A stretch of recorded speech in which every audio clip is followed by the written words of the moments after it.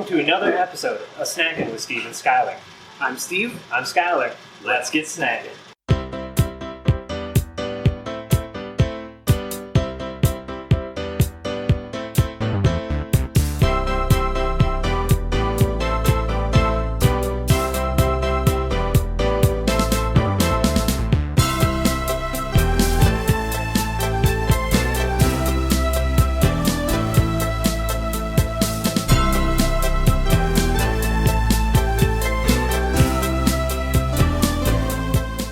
For this episode of Snackin' with Steve and Skyler, we've come all the way up to Michigan's Upper Peninsula for some ice climbing.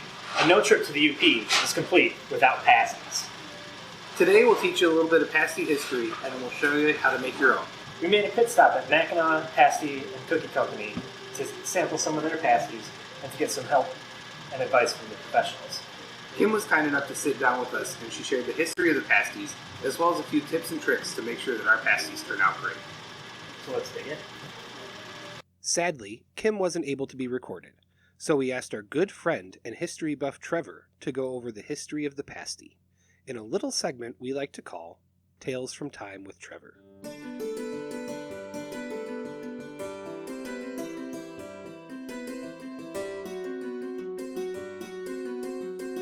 Our host replied, "I grant it readily.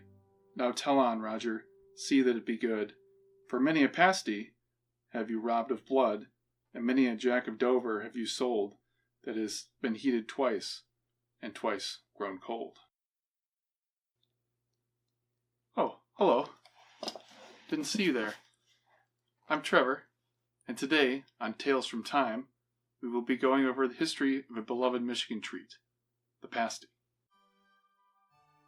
The pasty is a baked pastry made by placing an uncooked filling of meat and vegetables on one half of a sharp crust pastry circle, folding the pastry and crimping the curved edge of the pastry, forming a seal before baking. The exact origin of the pasty is unclear, but is often assumed to be Cornwall, United Kingdom. During the 17th and 18th centuries, the pasty became popular with the working people of Cornwall, where tin miners and others adopted it due to its unique shape, forming a complete meal that could be carried easily and eaten without cutlery. In a mine, the pasty's dense folded pastry could stay warm for several hours, and if it did get cold, it could easily be warmed on a shovel or a candle.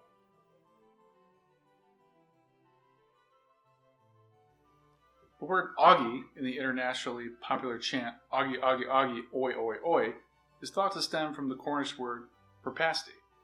When the pasties were ready for eating, ball maidens, which were young and unmarried women, manual laborers working in the mining industry, would supposedly shout down the mine shaft, "Oggy, oggy, oggy," and the miners would reply with, "Oi, oi, oi."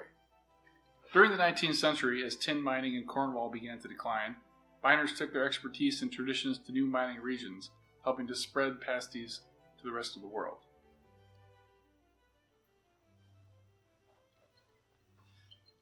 In Michigan's Upper Peninsula, the pasty gained popularity as an influx of Finnish immigrants followed the Cornish miners in the mid-1860s. The Finnish miners, along with other ethnic groups coming to the region, quickly adopted the pasty for use in copper country mines. Along with its local popularity, the pasty gained fame with visitors to the UP, becoming a tourist attraction in the region, including an annual Pasty Fest in Calumet, Michigan in late June. The early miners didn't use a condiment when eating the handheld delicacies, but somewhere in the history of the pasty, two condiments became the primary sides to the meat pie. There is great debate amongst Michigan pasty eating community: ketchup or beef gravy. In 2011, the traditional Cornish pasty received a protected geographical indication status in Europe. Its ingredients should be beef, potato, rutabaga, and onion, seasoned with salt and pepper. It should be shaped like a D and crimped on one side, and should be golden and retain its shape when cooked and cooled. Thanks for that, Trevor. Now, let's get started with making our own. We're going to start by putting into a food processor 1 cup of flour, a pinch of salt, and 2 ounces of lard. Now, we learned this trick from Kim from Mackinac Pasty and Cookie Company. She said that lard is the way to go. So a lot of recipes will call for butter, but we're going to go with just lard on this. hell? Stop. Stop it. Don't. What? Mo butter, mo better. Yeah, I know, but Kim, she said it was the key. So now that we've got that all in the food processor, we're going to pulse until it resembles wet sand. Once it resembles wet sand or breadcrumbs, we're going to turn the food processor on and slowly stream in about 2 to 3 tablespoons of ice cold water.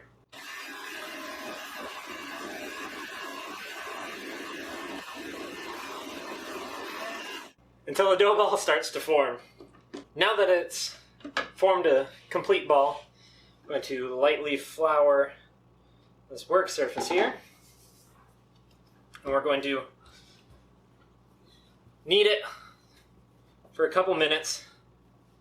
A few moments later. Once it's formed a nice smooth surface, take some film wrap it up, and stick it in the refrigerator for at least 20 minutes to rest. And now we do the filling. Now that the pie crust has been created and is sitting in the fridge to cool down and set up, we're going to prepare our filling. There are a few different ways you can prepare filling for pasties. One way to remember that it's called a pasty and not a pasty is thinking about how they can be made from meals from the past or leftovers. In that case, pasties will be made with pre-cooked filling. So you can have larger chunks of things like potatoes or rutabagas or parsnips or other root vegetables. You can use chunks of steak or other things that are already pre-cooked because you're just cooking the dough and warming through the middle. The preparation we're doing today is everything is starting raw. So we are going to have to use smaller chunks of things so everything can get thoroughly cooked while the pastry is cooking on the outside and not overcook the pastry to make sure that everything inside is cooked. So to start, we have some potatoes, onion, rutabaga. We're using ground beef to make sure that we're having smaller pieces so it cooks all the way through. And because we had some laying around and it's delicious, we have some extra bacon. And then you'll also need to season with kosher salt and fresh cracked pepper. And we're also going to include some paprika, rosemary, and thyme for a little extra flavor in there. So let's get preparing. The first thing we're going to do is we are going to peel our potatoes. Root vegetables like rutabagas, parsnips, potatoes, sweet potatoes are all very dense vegetables and they take a long time to cook. So when we're preparing these, we want to peel and then dice them up into nice small chunks so they can cook thoroughly and not overcook the bread. And through the magic of editing, the potato is now peeled. Very starchy. So now we want to cut it up and dice it up into nice small chunks. Wow, we only need like half a potato. Now, we are going to prepare the rutabaga. First thing, weird.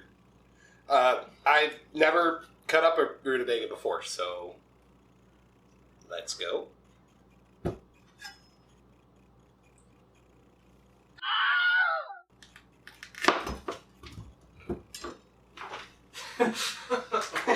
Alright, now that we have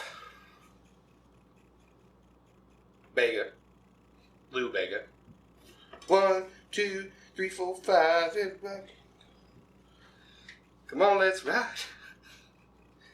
Liquor store around the corner. Boys say they want some gin and juice, but they really don't wanna.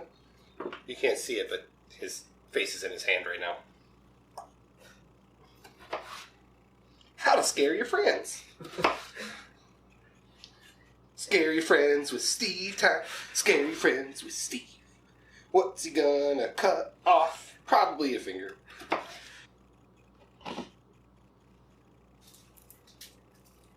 And now, onto the onion. That's French for onion. Now we have the potatoes and the rutabaga cut up into nice small chunks. Onion cooks significantly faster than root vegetables, so you don't have to cut these into as small pieces. And we like onions a lot, so we're going to use a whole onion because onions. So along with the root vegetables, the onion, garlic is a staple that should be in every recipe pretty much, except for maybe cupcakes. Like, that's probably not the best idea. But I'm sure somebody could make a savory cupcake with garlic in it. When in doubt, garlic out. Shirt's coming soon. And now we're going to prepare the bacon for the pasty. You don't have to cut this into super small chunks. It's already pretty thin. The fat's going to render out because it's got such a long cook time, and that bacon fat is going to help steam and cook the root vegetables and the onion and the garlic. And now we have some ground beef from our local butcher shop, SwS&S Meats. The ground beef is prepared.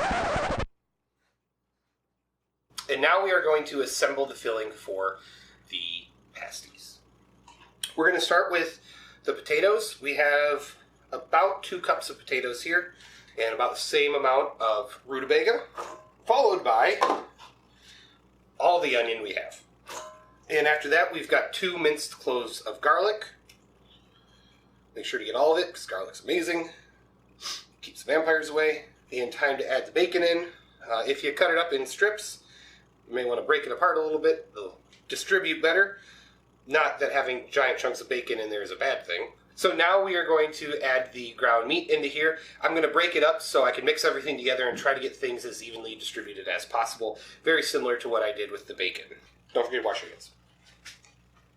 Now that we have all of the main ingredients for the filling mixed together, we are going to add the seasoning. Let's start with the pepper. And then some kosher salt. We've got a lot of stuff here, so a couple decent sized pinches. And a few more things just to kick it up a notch. We've got some paprika, some rosemary. Eyeball this stuff, it's all to taste. Don't taste this, the raw meat in it. But you can eyeball it and have a good idea. And last but not least, a little bit of thyme. And once those are in, mix it up. Make sure everything gets evenly distributed. Take a look. It may need a little bit more of this, a little bit more of that based on what you see. We're done. Now that the dough is thoroughly chilled, we'll take it out of the plastic and we'll roll it out with a heavily floured work surface. Now that we've rolled out the dough, we'll grab our filling out of the refrigerator. It's time to fill her up. Take a nice handful, plop it a little off center, because remember, we want to fold this into a half circle.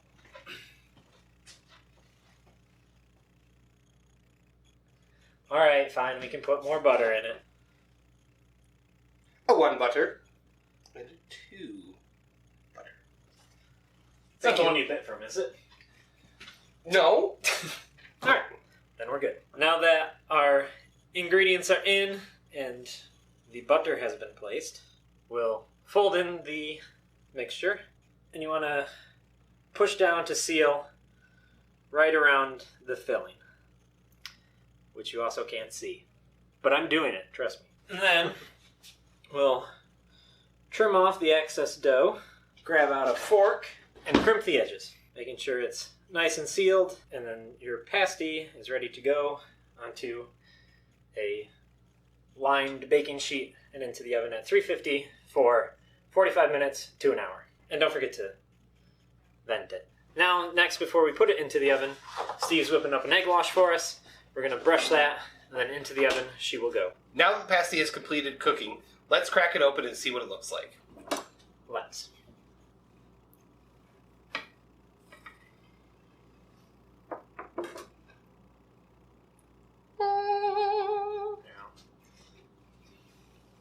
Look at how wonderful it is. Ooh, look at that steam action.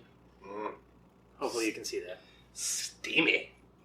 You know, Steve, the pasty is a quintessential dish of Michigan's Upper Peninsula. Is that because it's tough, durable, and made to withstand tough conditions? I guess those too. I was thinking more because it divides a household on such trivial items like ketchup or gravy. Personally, I'm a ketchup guy. Let us know if you're a ketchup or a gravy person, or if you've never had a pasty before. And let us know how you've made this recipe your own in the comments. And if you like this video, please give us a like and subscribe. It'll help us out a lot. And if you ever make your way up to the UP, make sure to stop and see the great people at Mackinac Pasty and Cookie Company. And until next time, Keep snacking. Cheers. cheers.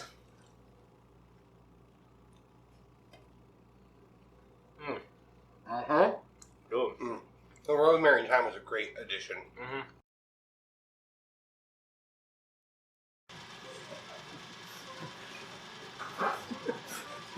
Hi, he's Steve, I'm Skyler.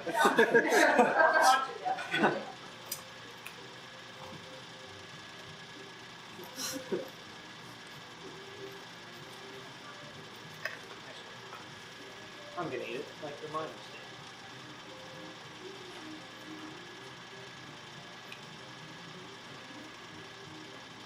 I already ate one. You can try this one gravy. I would love to try it with some gravy.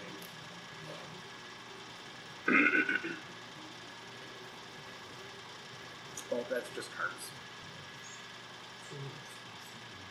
It's not a spoon.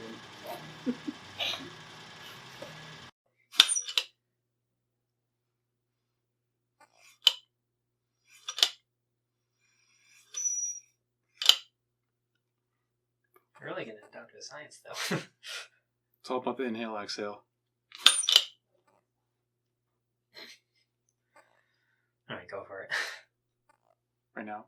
Yeah. Are you recording? Oh, yeah. Ah, okay.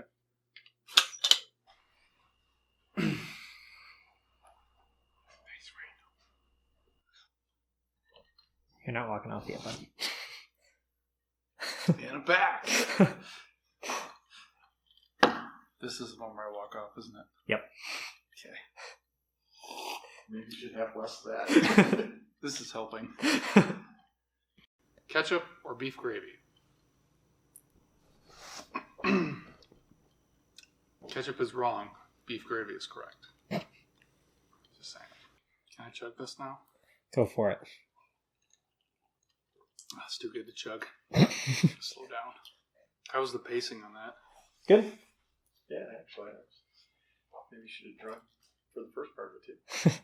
Yeah, definitely. A liquid courage. Oh, it's definitely recording. Oh, she said it was the key. What the fuck?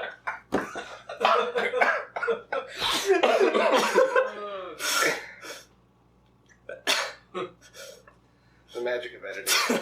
And now, onto the onion. That's French for onion.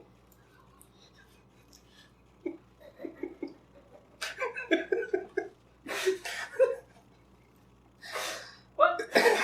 Is it though? I think so. Oui. Hashtag brand loyalty.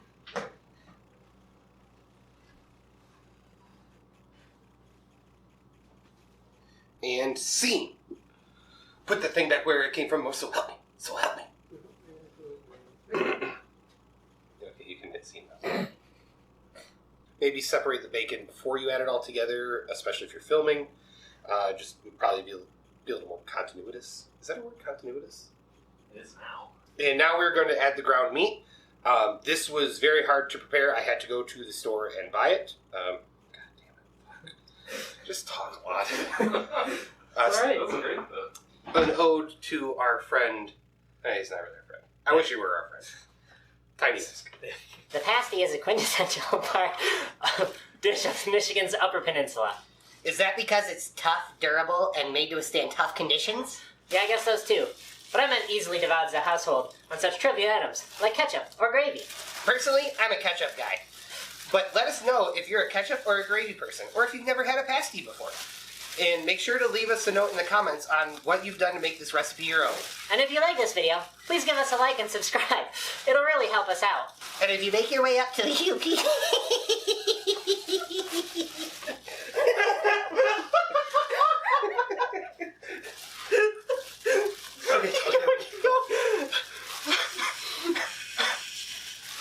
And if you make your... That wasn't a good one. Hold on. And if you make your way up to the UP, make sure to stop and see the great people at Mackinac Pasty and Cookie Company. Until next time, Keep snacking!